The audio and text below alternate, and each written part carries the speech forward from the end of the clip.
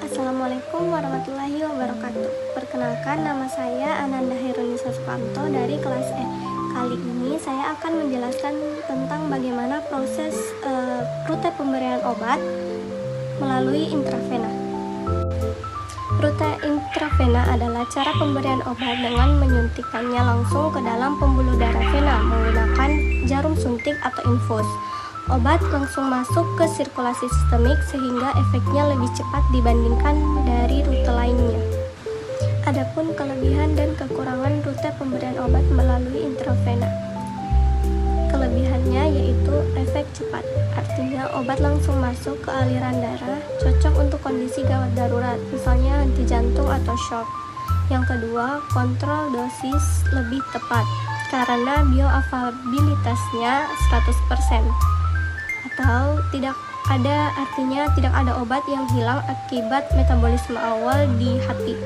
Yang ketiga, dapat diberikan pada pasien yang tidak bisa minum obat seperti muntah dan tidak sadar. Yang keempat, dapat diberikan dalam jumlah besar, misalnya cairan atau elektrolit. Dan yang terakhir, dapat mengontrol kadar obat. Sedangkan kekurangannya yaitu membutuhkan tenaga terlatih untuk penyuntikan infus. Yang kedua, risiko infeksi bila teknik aseptik tidak baik. Yang ketiga, dapat menimbulkan nyeri, flebitis atau iritasi vena. Yang keempat, efek samping sulit dihentikan karena obat sudah masuk langsung ke peredaran darah.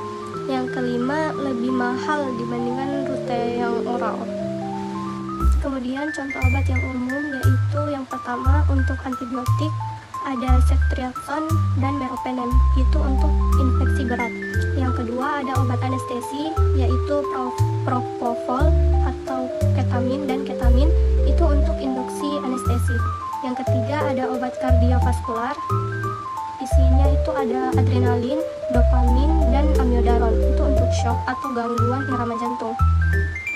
Yang keempat ada cairan infus, yaitu isinya NaCl 0,9%, keinginan laktat, glukosa, itu untuk rehidrasi.